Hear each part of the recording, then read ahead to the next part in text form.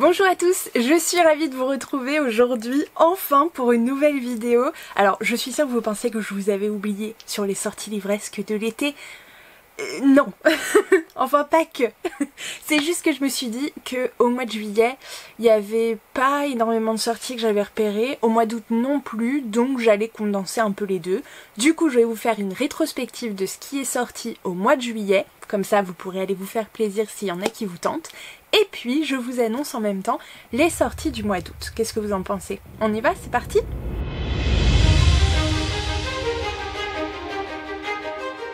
Alors pour le mois de juillet, j'ai 18 sorties à vous présenter, je crois que c'est ça. On va commencer avec les grands formats. Le 6 juillet est sorti chez Brajlon un titre, les gars, qui me fait tellement envie. Ça s'appelle Mickey 7 ou Mickey 7, je ne sais pas comment. C'est écrit par Edward Ashton et on est sur clairement de la SF. Alors juste pour information, c'est quand même un titre qui est d'ores et déjà en production pour être adapté par le réalisateur Bong Joon-ho qui a réalisé Parasite notamment, je ne sais pas si vous avez vu le film, pas moi, mais j'en ai beaucoup entendu parler et il sortira normalement en 2023 avec en acteur principal Robert Pattinson. Alors vous allez me dire mais qu'est-ce que ça raconte? Clairement on va suivre donc Mickey 7 ou Mickey 7, je ne sais pas. Bref c'est le Mickey numéro 7 puisque Mickey c'est en fait un consommable. Alors comment vous dire, qu'est-ce que c'est? C'est un employé qu'on dit jetable d'une expédition humaine envoyée sur Niflheim, un monde de glace, pour le coloniser. Clairement c'est le métier le plus pourri du monde quoi. Voilà, dès qu'une mission paraît un peu trop dangereuse, voire suicidaire, et bah qui c'est qu'on envoie? Et bah c'est Mickey. Et donc Mickey 7 c'est le Mickey numéro 7 puisque s'il meurt, le corps est régénéré, donc avec une mémoire à peu près intacte, et donc on passe au suivant, Mickey numéro 8, 9, etc. Sauf que lors d'une mission un peu particulière, Mickey 7 est porté disparu, et donc présumé mort évidemment, mais il va réussir à rejoindre quand même la base de la colonie au bout d'un moment. Sauf que quand il arrive, il se rend compte que en fait le Mickey 8, Mickey 8, je ne sais pas, occupe déjà son poste et clairement l'idée de consommable en double c'est une abomination aux yeux de tous et donc ça va pas du tout le faire. S'ils se font choper tous les deux, ils vont finir dans le recycleur de protéines. Ça donne tellement envie, n'est-ce pas? Et pendant ce temps, il y a une étrange forme de vie qui commence à s'intéresser à ses nouveaux voisins sur Niflheim. Donc voilà, du coup, en fin de compte, le sort des deux espèces pourrait bien dépendre de Mickey 7, à condition qu'il ne meure pas pour de bon, clairement. Il semble qu'on soit ici sur un roman de science-fiction intelligent et rythmé avec des accents de comédie très noirs, bourré de retournements de situation. Et ça c'est Dexter Palmer qui le dit. Le 6 juillet sortait également, alors dans la branche Brajlon mais cette fois chez Big Bang, Jade Firegold de June Ciel-tan. Dans un empire au bord de la guerre, on va suivre deux personnages en particulier, Anne qui est seule, qui n'a ni passé ni famille, et Altan qui est un héritier perdu puisqu'il s'est vu voler son avenir alors qu'il était encore enfant. Et on va parler alors de la rencontre de ces deux personnages qui espèrent du coup trouver chez l'un et chez l'autre un moyen de soit récupérer leur trône, soit de découvrir un peu plus d'informations sur son passé et sur ses terribles pouvoirs magiques. Voilà. Si vous avez envie de plonger dans un univers asiatique, je crois que c'est un empire qui rappelle l'empire chinois, que vous aimez du coup la magie, l'action et les histoires d'amour, et allez-y, allez-y, franchement, plongez. Non, je ne parle pas que de Brajlon, mais il faut noter quand même, parce que tout le monde en a parlé, que le 6 juillet est sorti du coup chez Brajlon Prince Captif, le tome 1 et le tome 2, ainsi que le tome 3 de C.S. Paca. Je ne vous ferai pas l'affront de vous faire un résumé de Prince Captif, honnêtement. On est ici sur des rééditions en version pseudo-intégrale.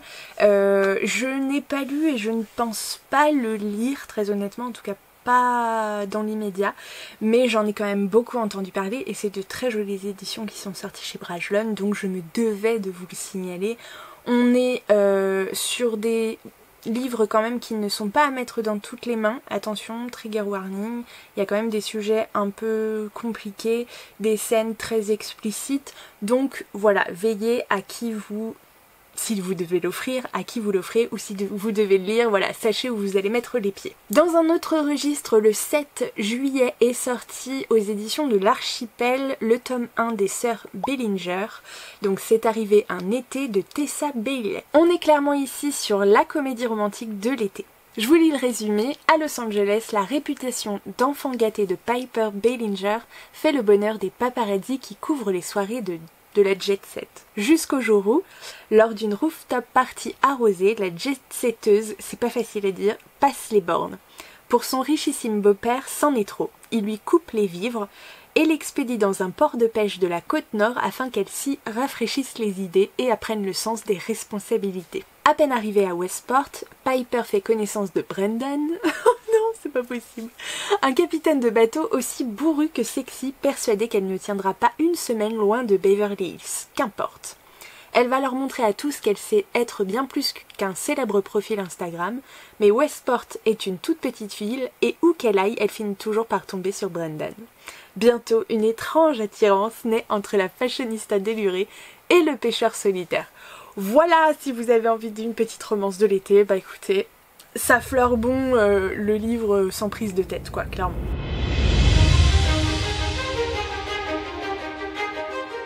Si on passe aux suites maintenant, eh bien je ne pouvais pas ne pas noter,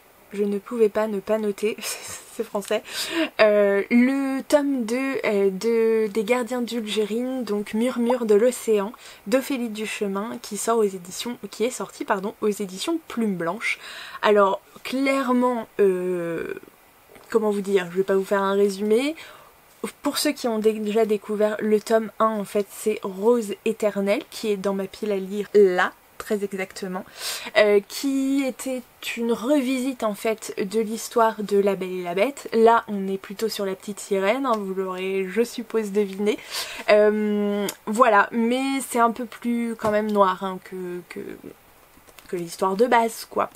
Enfin, que l'histoire de base, que l'histoire de Walt Disney, parce que le conte de la petite sirène de base, qui est d'Andersen, j'espère ne pas dire de grosses bêtises, et très noir lui en l'occurrence. Voilà, j'espère que ça se finit mieux que dans celui-ci. Et comme suite, ce sera d'ailleurs la dernière que j'ai notée, et bien le 18 juillet est sorti le tome 4 de Tori Dawson. J'adore. Donc qui s'intitule Magie démoniaque et Martini d'Annette Marie aux éditions Bookmark dans la collection Infinity Urban Fantasy.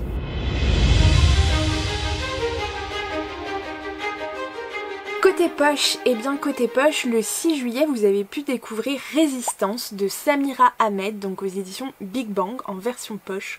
Je savais même pas qu'ils faisaient des poches chez Big Bang, mais bref. Je vous lis le résumé. La résistance se construit sur l'espoir. 2 ans et demi depuis l'élection, 1 an depuis que nos réponses sur le formulaire du recensement nous ont valu d'être indexées, 9 mois depuis le premier autodafé.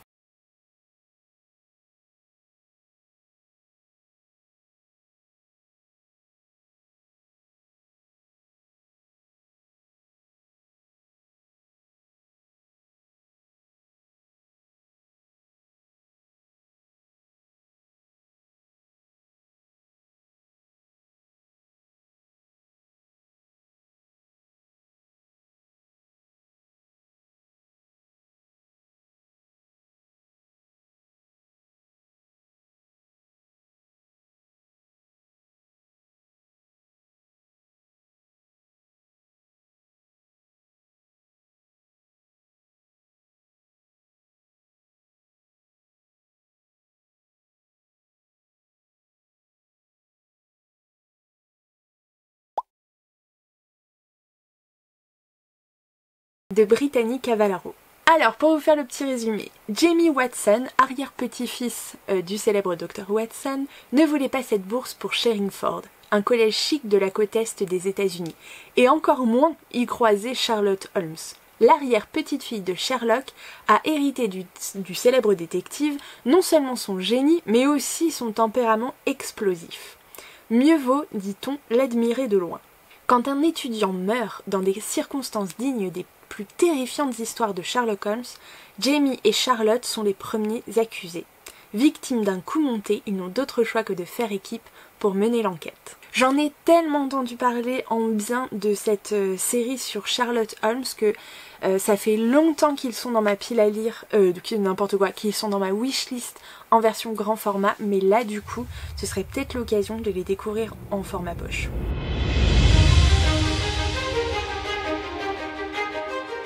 Pas de suite à noter pour moi côté poche, donc je vous propose d'enchaîner avec les mangas. Alors manga, j'ai relevé un titre au mois de juillet qui est sorti, c'est le premier tome de The Ice Guy and the Cool Girl, donc de Miyuki Tonogaya aux éditions, alors je ne connais pas cette maison d'édition, Mangetsu, pardon, et donc c'est sorti le 6 juillet. On va suivre Imuro qui est le descendant, alors attendez, accrochez-vous bien, du Nyuki Onna, une femme des neiges. Par cette filiation, il plonge inconsciemment son entourage dans un environnement proche de l'Arctique lorsqu'il se concentre. Pire encore, il passe pour un homme qu'il n'est pas, perçu comme insensible et au tempérament glacial. Il est en réalité chaleureux, aime les chats et les fleurs. J'adore. Son état finit par attirer l'attention de sa collègue Fuyutsuki, dont il est secrètement amoureux. Imuro se montre alors déterminé à capturer le cœur de la jeune femme.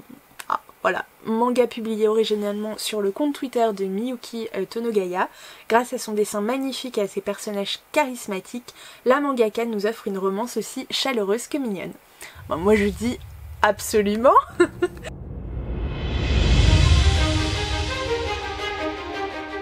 Pour les suites de manga, là j'ai noté plusieurs petites choses. Le tome 2 de Mordu de Toi de Nao Inashi chez Kana est sorti le 1er juillet. Évidemment que le tome 5 de Qu'est-ce qui cloche avec la secrétaire Kim de Kim Myung-mi aux éditions Kabook c'est sorti le 6 juillet. Évidemment que je l'ai déjà lu en plus. C'est à noter. Le tome 4 de True Beauty de Yaongi est sorti également chez Kabooks le même jour. Et pour finir, le tome 4 de Crush of Lifetime de Kim Yeon-woo est sorti également chez Kabooks, toujours le 6 juillet. Ils ont tout donné le même jour. Même jour également, mais cette fois chez Soleil Manga. Oh, je suis trop en retard dans ce manga, c'est un truc de fou. The Elf and the Hunter, le tome 4 de Umetaro Aoi est sorti et franchement je me mettrai des calottes parce que je n'ai toujours lu que le tome 1 alors que je l'ai adoré et je sais pas ce que j'attends, vraiment je sais pas. Le tome 4, oh là là attendez, le 8 juillet est sorti le tome 4 de la saison 2 de La Petite Faiseuse de Livres de Miyakazuki et Suzuka est sorti chez Ototo, donc le 8 juillet, pardon. Et cette fois, vraiment pour finir au niveau des mangas, le 13 juillet est sorti Le Petit Monde de Mashida, donc le tome 2 de Yuki Ando aux éditions Akata Manga. Ça avait très bien fonctionné, il me semble, hein, ce premier tome. Je vous l'avais présenté en sortie livresque également, je ne l'ai pas lu, mais j'en ai entendu des bons retours, donc je me suis dit bon, pourquoi pas. On passe au BD ?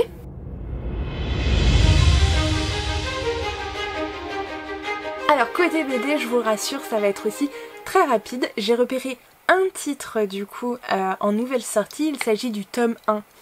Bah oui, sinon c'est pas drôle. De Alan, le secret de Wabi-Sabi. Wabi-Sabi. Ouais, c'est ça. De Thomas Laboureau et Becca aux éditions Dupuis, qui est sorti donc le 1er juillet. Alors, j'ai trouvé ce résumé mais tellement trop mignon quand je l'ai lu et que j'ai découvert les premières planches. Bref, Emoji est stressé. Alors qu'il a toujours suivi ses études depuis sa chambrette d'étudiant, son université l'envoie en stage dans la vraie vie. Et impossible de pirater le site pour annuler cette convocation. Bref, c'est ça ou retourner vivre à la maison avec ses 3 mamans. Arrivé en pleine campagne, Emoji se rend compte que le domicile qui l'accueille est invisible, à moins d'enlever ses lunettes de réalité augmentée. Huguette, l'intelligence artificielle qui gère la maison, lui explique que c'est elle qui a inventé cette histoire de stage. Le but, lui faire rencontrer Nao, une jeune fille qui n'a jamais eu de contact avec les humains et le monde extérieur. Mais Nao est aussi une redoutable hackeuse en lutte contre les desseins machiavéliques du grand troll, le roi du dark web. Pour les aider dans leurs tâches, Nao et Emoji vont commander dans une usine lunaire un robot sur mesure, Alan. Bref, ça a l'air trop bien, vraiment trop bien.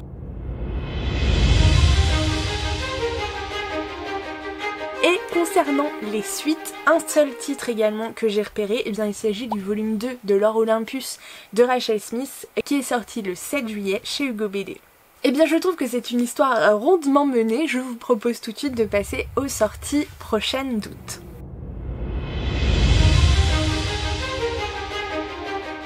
Côté grand format, eh bien j'ai repéré un titre qui sort le 10 août. Il s'agit du tome 1 de The Prison Healer, intitulé La guérisseuse de Zalindov, de Lynette Noni, qui sort aux éditions Hachette Roman. Résumé s'il vous plaît. Kiva Meridan, 17 ans, a passé les 10 dernières années à lutter pour survivre dans la tristement célèbre prison de Zalindov où elle occupe le poste de guérisseuse. Quand la reine rebelle est capturée, Kiva est chargée de la maintenir en vie le temps que celle-ci subisse le supplice, une série d'épreuves contre les 4 éléments, l'air, le feu, l'eau et la terre, réservées aux criminels les plus dangereux. C'est alors que Kiva reçoit un message codé de sa famille. « Ne la laisse pas mourir, nous arrivons. » Ok. Consciente que les épreuves achèveront la reine gravement malade, Kiva se dévoue pour prendre sa place au péril de sa vie. Si elle réussit, elle et la reine retrouveront la liberté. Mais personne n'a encore jamais survécu au supplice. Alors qu'une épidémie mortelle ravage la prison, qu'un mystérieux nouveau prisonnier fait battre le cœur de Kiva et qu'une rébellion se prépare, la guérisseuse pressent que ces épreuves ne font que commencer. Est-ce que ça a pas l'air trop bien? Dans un tout autre registre, le 11 août sortira donc chez Nathan, De l'autre côté de l'eau, d'Elisabeth Acevedo, traduit par Clémentine Beauvais. Donc un océan les sépare, un secret les relie.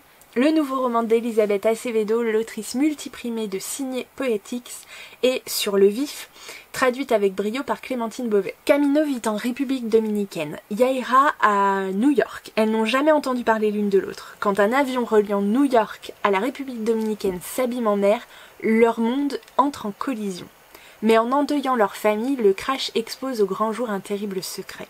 Alors que leur vie vole en éclats, Camino et Yaira découvrent l'existence l'une de l'autre. Et si elles avaient bien plus que ce drame en commun? Un roman plein d'espoir qui aborde famille et deuil avec justesse, à découvrir dès 13 ans. On enchaîne le 11 août avec la sortie du tome 1 d'Hybride, La levée du voile, donc de Gwendoline Verven, aux éditions Scrinéo. Donc on est ici sur un roman ado illustré par la talenteuse Noémie Chevalier. Depuis 10 ans, Margot Pommery est exilée dans un pensionnat au fin fond du Vercors. Sa mère Adélaïde l'a tenue éloignée de son foyer durant tout ce temps pour la punir d'un tragique événement, dont elle la tient pour responsable. Contre toute attente, Margot est pourtant rappelée chez elle en Champagne pour passer l'intégralité des vacances d'été. Un été qui s'avère plus intense que prévu, car la jeune fille découvre qu'elle est une descendante des elfes et des druides, gardienne d'un savoir ancestral et puissante guerrière en devenir. À l'aube d'un destin fantastique et dangereux, la jeune fille peut compter sur Baptiste, son ami de toujours, pour affronter avec elle les sombres secrets familiaux et le retour du légendaire tueur d'Elfide lancé sur ses traces. J'adore du coup une fantaisie là un peu à la française, ça fait aussi plaisir.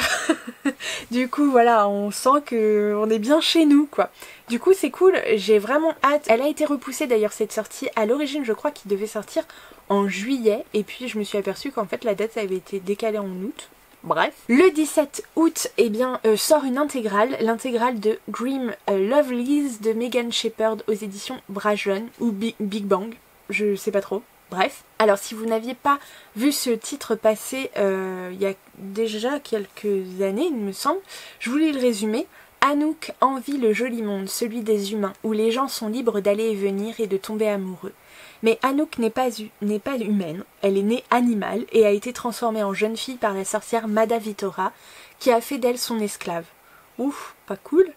Lorsque le cadavre de sa maîtresse est découvert dans une mare de sang, Anouk doit fuir avant d'être accusée du crime. La société secrète de magie, la Haute, est déjà à ses trousses et une course contre la montre s'engage. Pour garder apparence humaine. Ah bah oui, parce que c'est pas cool. Car si Anouk échoue à prolonger le sortilège qui l'a transformée, elle perdra tout. Mais si elle y parvient, des pouvoirs insoupçonnés pourraient s'ouvrir à elle. Cool. Ça a l'air plutôt chouette, hein. Ce titre, pareil, il est dans ma wishlist.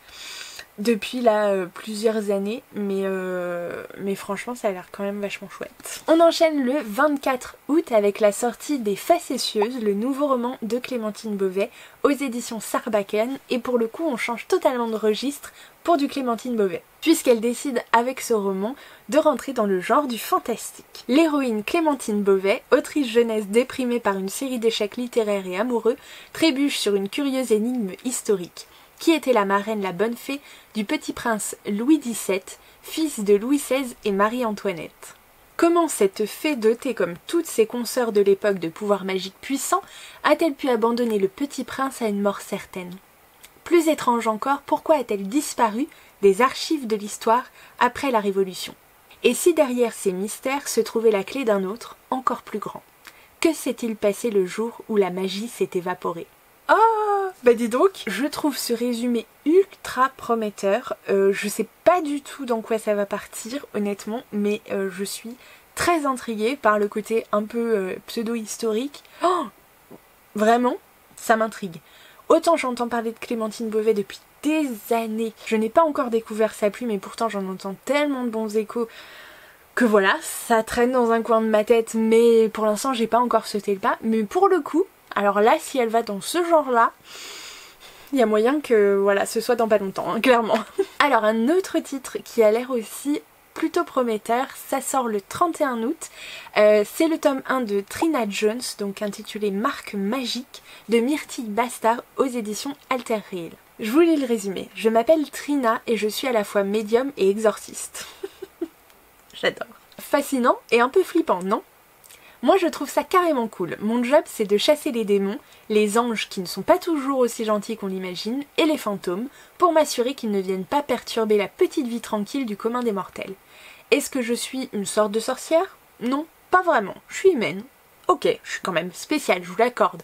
Je vois des choses que les autres ne voient pas, et j'ai appris à développer mes pouvoirs magiques. Mes dons ont été repérés par l'Ordre, une organisation secrète responsable du maintien de l'équilibre entre le monde des humains et les deux royaumes, celui des anges d'un côté et celui des démons de l'autre. Depuis qu'ils m'ont formée, je bosse pour eux en freelance. Ma nouvelle mission est d'intervenir dans un complexe hôtelier de luxe en pleine rénovation qui semble hanté par des poltergeists. Mettre fin au chaos qui retarde l'inauguration, c'est dans mes cordes et ça va être du gâteau. Si j'avais su. Avertissement, dans cette urban fantasy, entre humour, passion et danger, vous trouverez une héroïne badass qui n'a pas froid aux yeux, des anges qui n'en sont pas, des démons flippants et des esprits frappeurs. Vous allez être accro. J'aime beaucoup ces résumés. Ça me fait beaucoup penser, que ce soit au ton employé ou un petit peu au plot, à des romans type Evie Wilde. Voilà. Je me dis que ce sera peut-être mon prochain Evie Wilde, avec un peu de chance. Donc voilà, ça me tente bien. Ça me tente vraiment bien.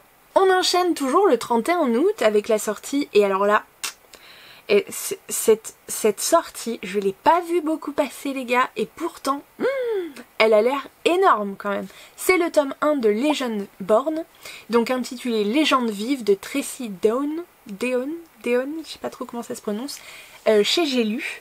Alors, on est sur un young adulte de 640 pages. Voilà, il va falloir s'accrocher. Concernant le résumé, je vous avoue que c'est un peu compliqué parce que il n'est pas encore traduit. Je l'ai trouvé qu'en anglais et voilà. Alors après la mort de sa mère dans un accident, donc on va suivre Brie Matthews, 16 ans, qui ne veut rien avoir avec ses souvenirs de famille ou sa maison d'enfance. Un programme pour les lycéens de l'UNC semble être l'évasion parfaite jusqu'à ce que Brie soit témoin d'une attaque magique lors de sa toute première nuit sur le campus. Un démon volant se nourrissant des énergies humaines. Cool. Une société secrète d'étudiants dit Legend Born qui traque les créatures et un mystérieux mage adolescent qui se fait appeler Merlin et qui tente et échoue d'effacer la mémoire de Brie. L'échec du coup de ce mage déverrouille la magie unique de Brie et un souvenir enfoui avec un lien caché la nuit où sa mère est morte. Un autre Merlin a été à l'hôpital. Maintenant que Brie sait qu'il y a plus dans la mort de sa mère que ce qui est sur le rapport de police en gros. Elle fera tout ce qu'il faut pour découvrir la vérité, quitte à s'infiltrer à Legendborn comme l'une de leurs initiés. Elle réussit à recruter Nick, un ancien membre je crois de Legendborn qui s'est genre auto-exilé et qui a une sorte de grosse rancune contre le groupe, et leur partenariat du coup les entraîne plus profondément dans les secrets de la société et les rapproche quand même clairement l'un de l'autre. Mais lorsque les Legendborn se révèlent en fait être les descendants des chevaliers du roi Arthur et explique qu'une guerre magique approche, Brie doit décider jusqu'où elle ira pour découvrir la vérité et si elle doit utiliser sa magie pour abattre la société ou pour rejoindre le combat. Ça a l'air tellement bien les gars, mais tellement bien, je suis folle. Je vois que ma batterie clignote, donc je vais me grouiller.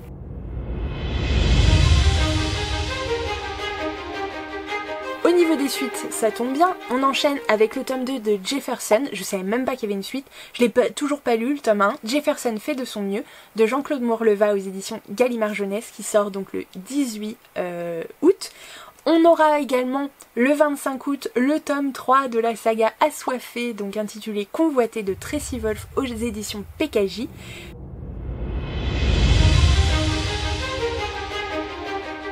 Je vous passe les poches, et bien le 24 août vous pourrez découvrir Rose Rage d'Ilana Quentin, donc au livre de poche jeunesse. Donc on va suivre non, on va pas du tout suivre Ilana.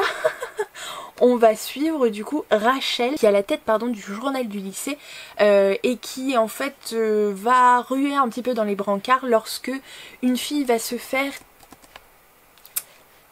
toucher les fesses, je crois, par un gars.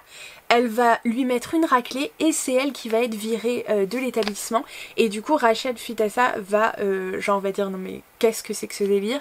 Et donc le fait que tout le monde ferme les yeux, que ça dure depuis longtemps, elle décide de faire un appel général auprès des filles, auprès des femmes de l'établissement et pour qu'elles fassent grève en fait. Et voilà, du coup il paraît que c'est tellement bien, j'en ai beaucoup entendu parler donc je me dis que voilà. Au niveau des suites, poche, ça va très vite, il n'y en a pas, en tout cas que j'ai repéré.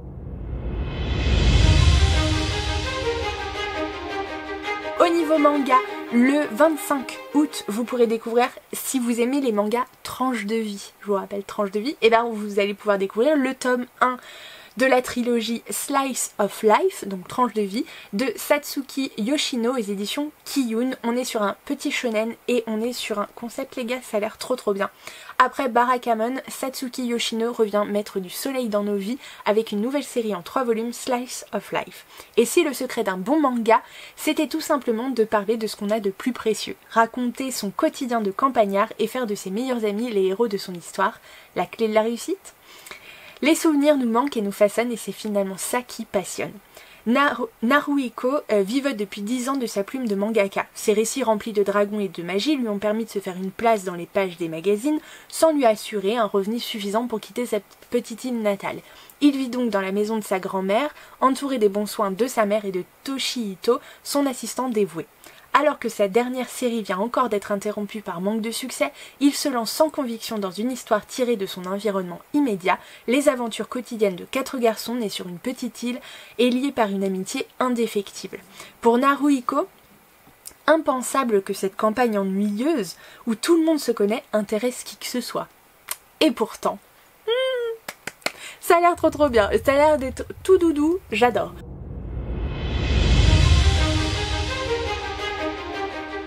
Au niveau des suites, j'ai repéré le tome 8 de la saga Tokyo Tarareba Girls tome 8, donc d'Akiko Higashimura, aux éditions Le Lézard Noir. Donc voilà, je sais que Alexandra d'Alex Booking en Prada en fait l'éloge depuis des mois et des mois.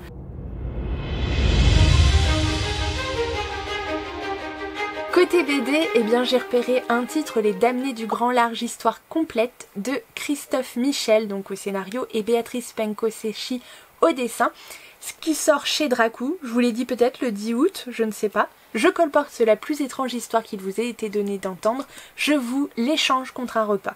Il y a 200 ans, un curieux voyageur fit résonner une taverne d'un inquiétant récit. Celui d'un navire pris dans la tourmente, de meurtres inexplicables, celui de cadavres de marins marqués d'un signe obscur et d'un équipage terrorisé, celui d'un jeune mousse au carnet rempli de monstres qui semblait tout connaître des forces effroyables qui régissaient les eaux où le vaisseau s'était aventuré. Mais l'auditoire ne pouvait prévoir que derrière le récit fascinant du conteur se cachait quelque chose de plus sinistre que la mort elle-même. Énorme!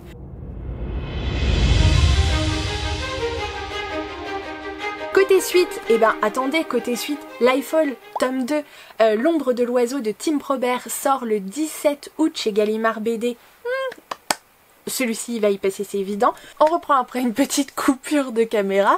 Le 18 août sort également chez Jungle, La Terre du Milieu, mais un peu sur la gauche, le tome 2 intitulé Les Détours, d'Antoine Pierce au scénario et Arnaud Lehu au dessin. Et également, pour finir cette liste, du coup, qui aura été plutôt efficace, je trouve, le 26 août, on pourra découvrir le tome 2, cette fois, de Magic, intitulé Le Concile des sorcières de Lilian et Audrey Molinati, qui sortira chez Dargo et dont j'ai lu le premier tome, mesdames et messieurs, absolument, et que j'ai beaucoup aimé. C'est La petite sorcière aux cheveux violets, et du coup qui était plutôt intriguant parce que beaucoup moins simple que prévu de prime abord, donc vraiment j'ai hâte de découvrir la suite de cette histoire. Bon bah écoutez, je crois qu'on s'en tient là pour les sorties livresques de juillet et août 2022.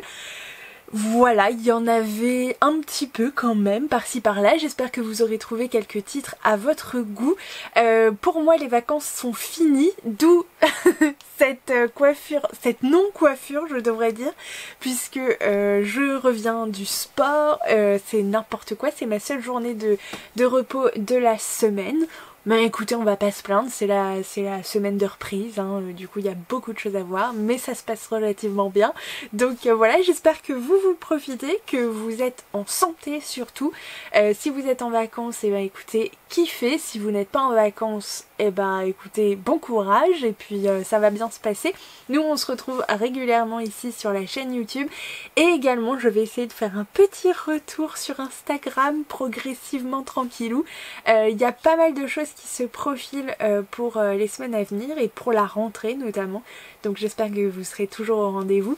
N'hésitez pas à vous abonner à la chaîne si ça n'est pas encore fait, à liker, commenter et partager surtout, ça fait tellement plaisir. En m'identifiant, si vous ne me suivez pas sur Instagram, je vous le mets juste là ou là, peu importe. Et en attendant, écoutez, je vous dis à très bientôt et je vous fais plein de gros bisous.